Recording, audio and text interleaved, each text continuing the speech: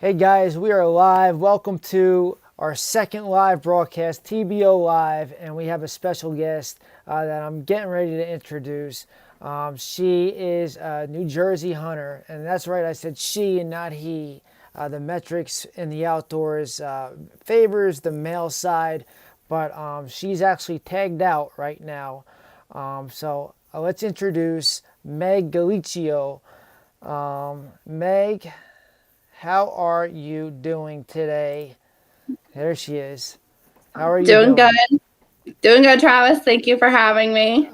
It's great having you on board our second podcast or live cast, whatever you want to call it. And I just want the reason why I started doing this is I want to go out, not only just meet outdoors people, I want to hear their stories. And that's important to me, how they got started, how they are today, and what keeps them driving for their pursuit. Oh man, how it got started. My dad used to take me when I was little, probably about 5 years old, pheasant hunting. We used to have a Springer Spaniel, like I have one now, but we had a Springer Spaniel, Zoe. So he used to take me out. And then probably about when I was like 10, he took me out deer hunting, and that was it. I was hooked ever since. Muzzleloader was his thing, so I used to go sit next to him all the time. Then buck week, shotgun week, 6-day firearm, used to go. And then as I got older, I kind of drifted away from the gun hunting after our dog passed, and pretty much got into bow hunting, and I've been hooked ever since. Gradually, turkey hunting, fishing, all that stuff. I grew up doing everything like that. So, and I love it. He doesn't go anymore, which, makes me sad. It's pretty much just me, and now my boyfriend, of course, I have somebody to go with, but I mean, I never lost that passion. I feel like the more I do it, the more it keeps him alive when I get to come home and tell my stories and see his face light up. So that's why I do it. I love it. Yeah, it's funny that you mentioned muzzleloader because that's what my dad was really big on. Yeah. He had the Hawken 50 caliber percussion cap, and he used that for many years. Oh, that's He awesome. And then there was this inline that came out by Night, and they were the first Okay. inline producer, and it was a bolt action rifle, and it's called a disc, original disc. And he wound up getting that 10 pointer. You know, if you see some of our content, Ten. yeah, nice 10 pointer on federal land. Oh my goodness, that's beautiful. Yeah, so I wound up taking his muzzleloader to the spot where one of my first times going back into hunting after he passed away, Ugh. to that spot, probably like 200, 300 yards, and I had a buddy of mine call me, and he's like, listen, if you really want to get in on them, you got to go climb this mountain. And there's like a pine clearing, like a whole pine trail. And I remember in dark, I'd get in like 4 o'clock in the morning. I'd see the eyes. I looked through the binos. That Yeah, was before I had rangefinder. I looked through the binos. All right, there's the eyes. They're going up the mountain. He's right. I'm gonna go cut. Maybe they'll cut across my face. yeah, got it. Uh, and I got this big orange suit, and when you're all got all this stuff on,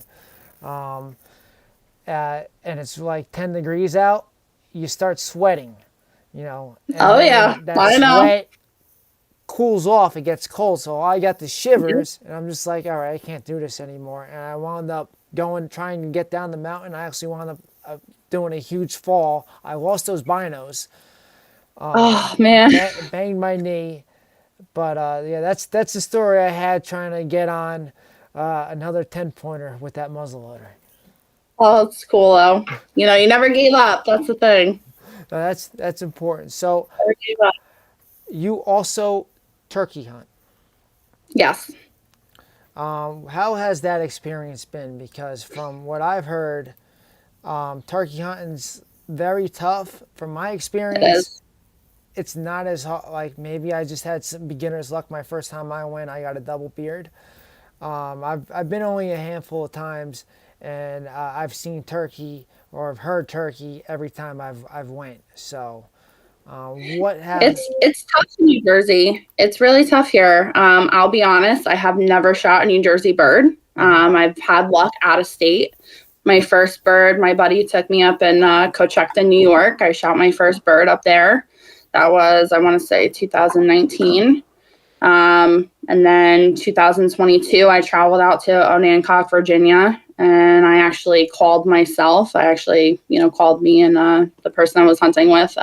2 birds came in, so that was very rewarding. Myself, I was able to call it. I think the population of birds here is not what it used to be at all. I mean, right around where I live, I saw a hen just have 1 chick with her. It's pretty sad to see. But I want to say, I did go out South Jersey bird hunting, me and my boyfriend, and they were there. It's just we didn't connect, unfortunately. But, I'm going to hit it hard next season, hopefully, pending, how well as my recovery goes. But I want to say South Jersey is probably the ticket for birds. I'm not great at it, but I never give up, But it's definitely a rush when you hear them gobbling. That's for sure. The persistence is key. It is. What's your harvesting tool that you like to use for turkey? What's your I have a Mossberg semi-automatic 12 gauge. So that's my gun there. That's what I like to use. Mossberg, yeah, that's standard. That's classic right there. Yeah, that's my. Hopefully, we're able to put a bird down next year with it. Yeah, no, that's the turkey hunting. I will say, they're not the best eating. It's not like Thanksgiving, as next week is Thanksgiving. No, you're not gonna. It's tough. It's like a really rough pheasant. Yeah. It's all about how you marinate it too. I like to, let it marinate in balsamic vinaigrette and then slap it on the grill. It's pretty good. It's not as gamey that way. I gotta try that recipe next time I get a turkey. Yeah, it's pretty good. Get one. You will. I see one there on your wall. Yeah, yeah. So if you had the choice between turkey and deer hunting, which would you rather pick? Hands down, whitetail. Whitetail. Everyone's biggest chase. That's a good thing. I've also heard you go pheasant hunting, and you talked about your dog to me. Yeah. Now, if you want to tell us a little bit about that. So I have a 4-year-old Springer Spaniel. He is an absolute beast in the fields. His name is Bo Buck, I call him. He is a wonderful flusher and retriever. I got really lucky, with him. Unfortunately, I don't get a season with him this year due to my back surgery, but, he's going to head out there this Saturday. But he is phenomenal. The connection that we have, it doesn't matter who we go with. My dad will go pheasant hunting at least twice a season, pretty much. But if it's, my old timer friend, Rocky, my boyfriend, my dad, whoever else we go with, he knows, bring the bird back to me. He's a good dog. I love watching him work. I love working together with him. It's having a dog, the connection that you have out there with hunting with them. It's you can't even put it into words, honestly. My introduction into the outdoors was with, I had a dog, a Brittany Spaniel. We call it. Her name was Cherry, and that's what we did. And we would do. My dad had this 410 side by side, and that's what I grew up, learning how to shoot ski, and he had me shooting ski, and that was the practice. And Cherry, she wasn't a flusher. Her sister was a flusher. My uncle had her sister, but Cherry was a pointer. So she had put the leg up like that, and it was just like, I love that. Right. And then my job, before I got my hunting license, was to kick out. I was the flusher. So was I. She would get on point. I would go kick out the bird, and my dad would just go, and then we limit out, and we'd pluck pheasants. And when we got home, and he'd do the how would you marinate the pheasants? No. So we do like 2 things. Either we'll do it like soup on Thanksgiving morning, or I like to do instead of chicken marsala, pheasant marsala. That's how I like it. Yeah, we did You it. can't taste the game at all. I'm telling you. We would do it. We wouldn't go the Marsala route like fully, but we did the Campbell's. You know, the grade below with the Yep. mushroom soup. Pour that in, put it in the Good oven. stuff. So I guess you could call that the New Jersey Marsala. New Campbell's Jersey mushroom. Marsala. um, That's good. no. So you also do fish. You're also into fishing. I am. Tell me what your favorite fish is to catch. Well, I like to bass fish and I like to go, when the waters are stocked here, I like to go out for trout. That's pretty much it. I do want to get into, I'm just so concentrated on deer hunting, all the preparation with that comes, but, eventually I want to try to go out for steelhead. That's definitely one of my goals, steelhead and salmon, but I haven't made it up to New York yet to do that, but it's on my bucket list. I know a couple of my buddies. They go up to Pulaski every year and they I want to do it slam. so bad. I got the setup. I've never made it up. It's you need a really long rod, like a 10-foot Okay. rod, and I have an Okunwa. I know what you're talking about. I Yeah. can't even pronounce the. I have a few I of know their what you mean. reels. They're really good. I love Penn. That's my favorite reel. But Okunwa is really really good. And I think like a 3,000 Okunwa 3,000 for Okay. that. And you want to set up with mono. But it's if you gotta go, you gotta have a spot because it could get hip to hip there, and you don't want to get I heard. tangles. Yeah. But when you get on those fish, I heard it's almost like tuna fishing, except for For us. stream. Yeah. I really want to go so bad.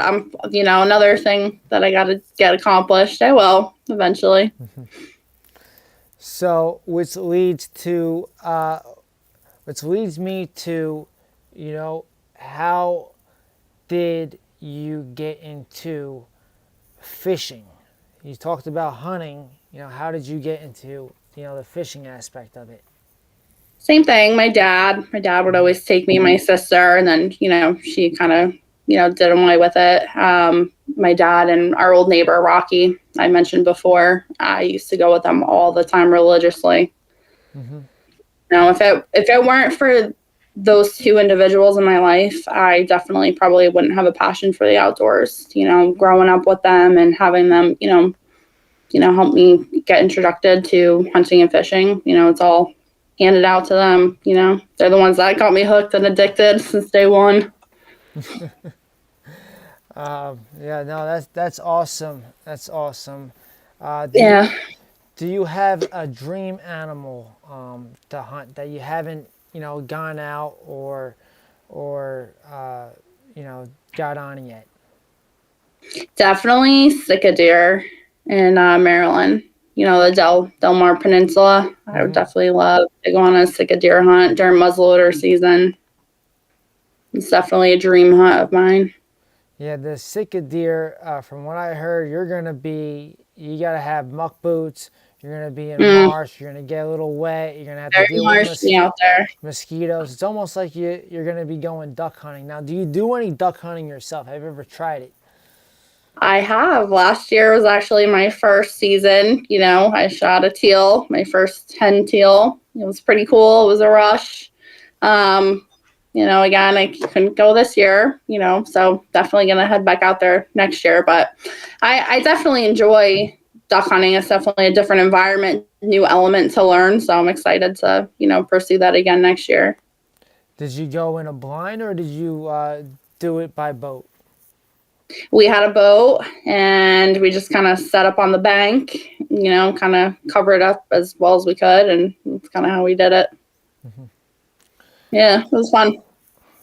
So Meg, you, you talked about how you got into the outdoors.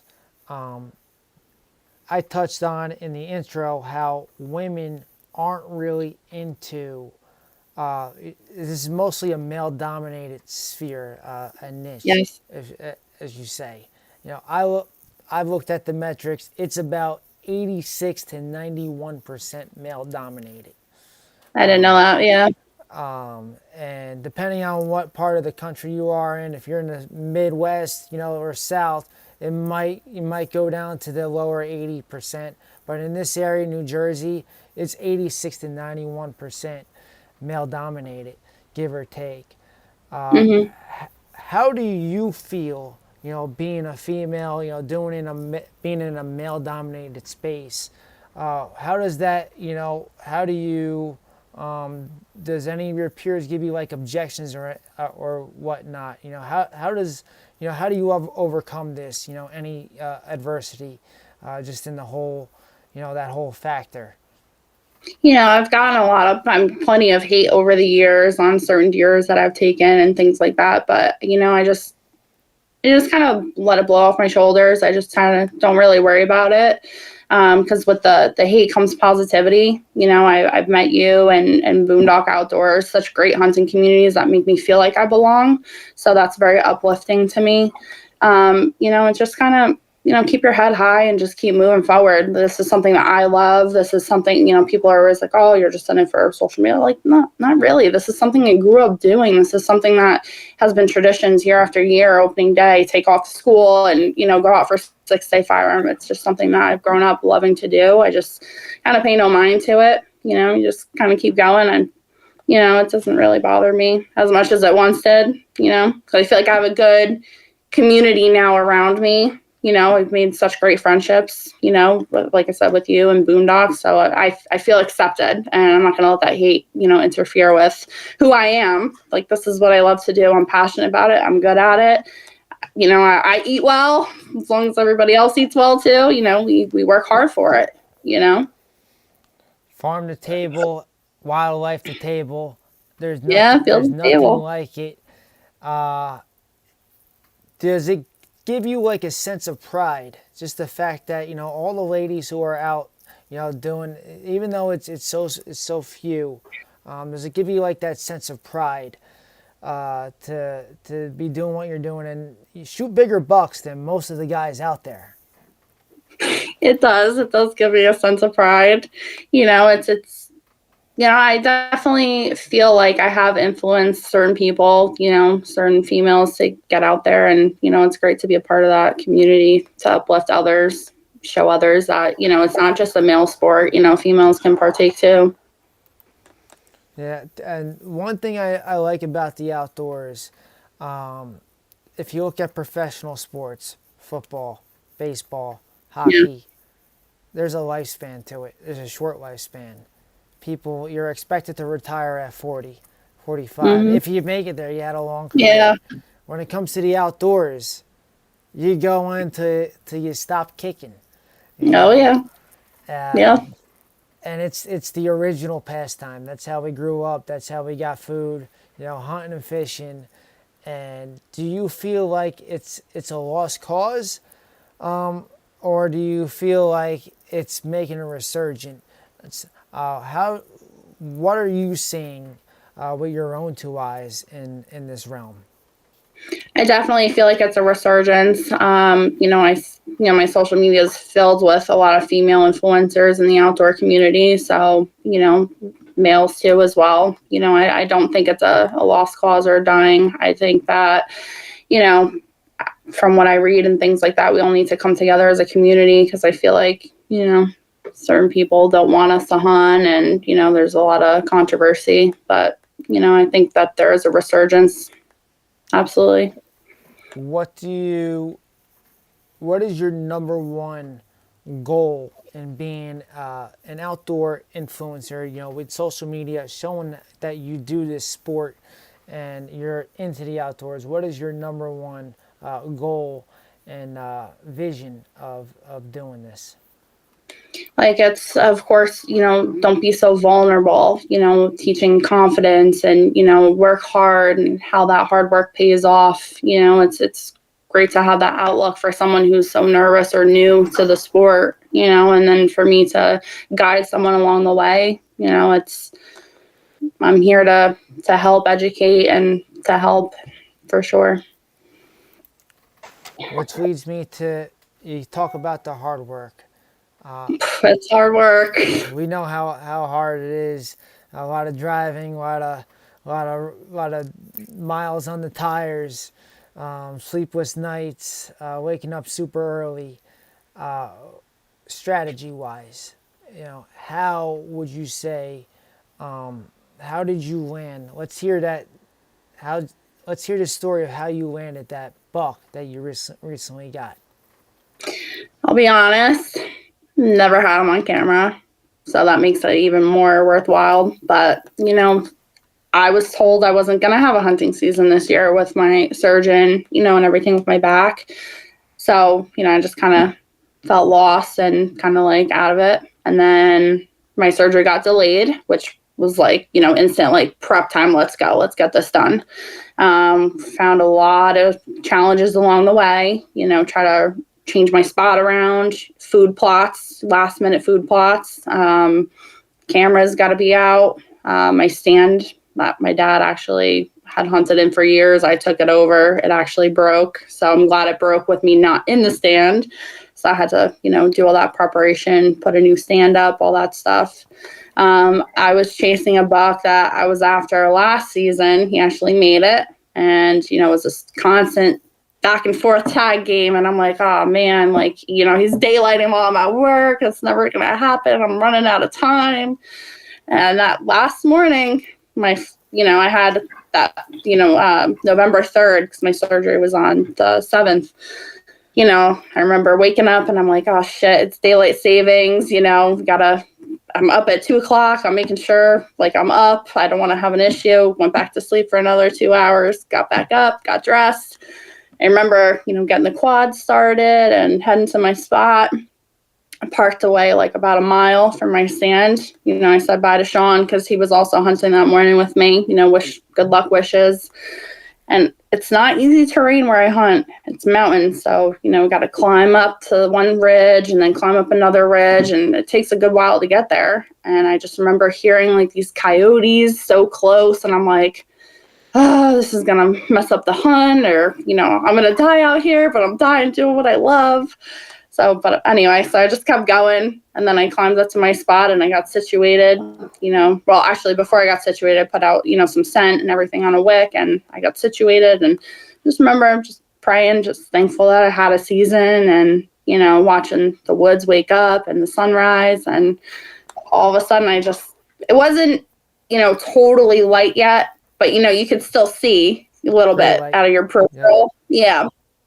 So I just remember hearing all this commotion, and I'm like, something's chasing, but I don't know what yet. And then I saw the doe from my peripheral, and then I heard a grunt and a snort wheeze, and I'm like, oh man, it's going to happen. So I was patient, calmed myself down, and all of a sudden I see this just rack, and I'm like, oh wow, he's new. I'm like, just got to calm myself down.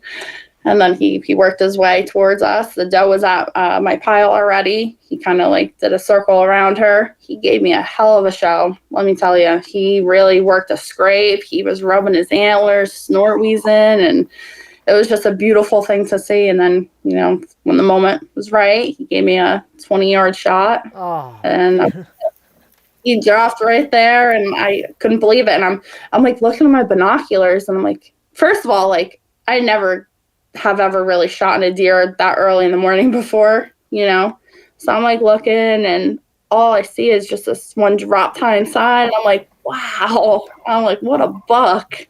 I couldn't wait to like get down and check him out. It was quite a buck. I mean, I work so hard. I mean, I give credit to everybody who hunts, and it's not easy. We work real hard for it, and just that relief of, oh my gosh, I finally have meat to put in my freezer again. Usually I like to try to get at least 2 deer for myself. That'll keep me, good for about a year. But I was like, wow, what a blessing on my last day in the morning. It was great. It's funny how the story goes. Last day, at crunch time, and you tag out, you punch that tag, and you're satisfied. You got a story on the wall and meat in the freezer. Was that a crossbow harvest or was that a compound harvest? It was a crossbow harvest. I have a lot of issues this season with my hand. I fractured my hand. Luckily, it's better now. Of course, my surgery, I can't risk pulling back my bow, What kind So of I what kind of crossbow are you using? have a 10-point. 10 I point. love it. Yeah, I a love it. couple of my buddies got 10 points. I actually shot a deer with a 10 point when my bow was in the shop. I borrowed my one Yeah. GT 400 or so, 380 Nitro. It Yeah, was those like, are good. 35-yard shot, a shot I wouldn't have taken with a compound. I used the crossbow, and it got the job done. It does. It does get the job done, and especially if you're hurt, things like that, they do come in handy. And I did leave out a part. That buck did have a broken leg. Uh-huh. So I just thought about it. So when that doe was at the pile, when he was circling, he got close to her, she darted. So I literally had like 3 seconds to make a decision. So I'm like, either he's going to take off with that broken leg. I'm like, I kind of had a little advantage with that too. So I left that part out. Well, now he's out of his misery. Yeah. They're tough animals. Let me tell you. They are incredible. I couldn't believe he was chasing her, dragging that leg. Like, that leg wasn't like, he wasn't hobbling. He was dragging it. Yeah, no, you'd be surprised at what they're able to do. You see so many stories online and pictures online and social media. Here's an arrow sticking through the face, and there's eating, Yeah. and gun. I think Nature is Metal just showed their annual rut video of a young buck just putting down a big buck who's he was just tired of the rut. He's been shot. He survived the gunshot, and he's just down. And then here's a family having a birthday party, and a young buck's taking out a big buck right outside. Insane. Insane. That's nature for you. There is. So TBO member Joe Prinzo. How do how'd you interact with him? How do you know Joe, the Prinzonian? The Prinzonian. So I've never met him, but through social media I have. My boyfriend actually knows of him, so that's where that connection falls into place. I guess I guess through Fairfield or whatever where they worked. That's how that connection is. Yeah, no, Joe lives in he works at one of the schools there. He's a retired police officer, and he does. Great guy, from what I hear. From what I see, great guy, phenomenal. He's gonna hear this, and he's gonna be. He's gonna go tell everyone. He's like, yeah, big fan of the Prinzonian. We're gonna put a side of the Prinzonian. Prinzonian. All right, so what I like to do, how we like to end this podcast or live cast, whatever you want to call it. We're just going to call it TBO Live. I don't want to call it a podcast. TBO Live. I have this. So the first one, I had this mic, and I found out it actually broke right before. And I've been using this mic for a while. But it broke like right before I started that one with Johnny Nitro Night. And then I had these, and these broke a week later. So I had an extra pair. Yeah, I just had 2 mics just go on me.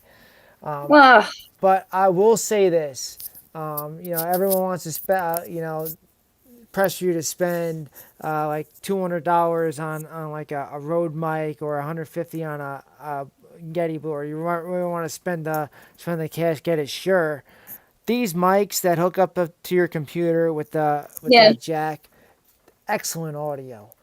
From what I know, it's almost like a lavalier.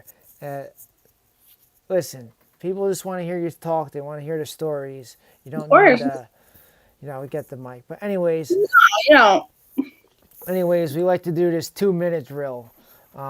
Get you on the hot seat. And all right. 2 minutes of rapid fire. I'm just going to be firing questions. If you don't know the answer, just pass. But all right. So we're going to cue in Alexa here. Alexa, set alarm for 2 minutes. 2-minute alarm set for 8:05 p.m. Would you like to fall asleep while listening to relaxing forest sound? No, Alexa, we're in a live cast here. We can't fall asleep. You know, no snoozing on the No live. snoozing. Alexa, set alarm. Alarm for what time? All right, now. I think Alarm for what time? Alexa, set for 2 minutes. 2-minute alarm set for 8:05 p.m. All right, we're just gonna go. All right. Okay. So first, bow or gun? Definitely bow. Fishing or hunting? Hunting. Hardwoods or field? Hardwoods. Favorite part of the deer to eat? To eat, backstraps, hands down. Backstraps. Favorite recipe for deer? Oh my God, I make a good venison egg roll dish. It's like an egg roll bowl dish. Good stuff. Turkey or pheasant? Oh, that's a hard one. Turkey. Favorite part of the outdoors? Favorite part of the outdoors, watching the woods wake up. Crossbow or compound? I use both, but I guess this season I'll go with crossbow. That's what I used. Longest shot you've ever taken? Oh boy. Probably like 25 yards. State that you haven't hunted before but want to hunt in? Maryland. Dream animal to hunt? It's like a deer. It's like a deer, For like sure. you said. Sticking with it. Sticking with it. Biggest deer you ever got? This one. The one I just shot. 10. And I think that's Alexa. I think that I'm hearing what's his face. It's who's the country? From Wikipedia.org. Face was the sporting news fireman of the Alexa. year. Not now. Who's the one married to Gwen Stefani? Blake Shelton. Yeah, that's Blake Shelton. That's it. All right. Alexa didn't cooperate as good as the last one, so we're gonna have to work on that and troubleshoot. But anyways, Meg, I appreciate it so much for joining TBO, myself, and all our viewers, and telling your story on how you got into the outdoors. You know, just being a woman representing the, you know, I don't want to say few, but the metrics say it is the women in this sport, and how you shoot bigger bucks than most guys out there. So I think that's something to hang your hat on, be proud. Yeah, and I am. We wish you all the best in your recovery. Thank you.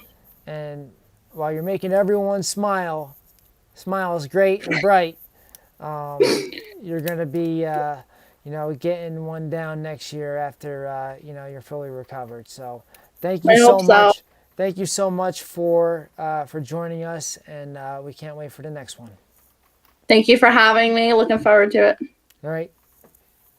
Have a good night. Bye. Have a good night.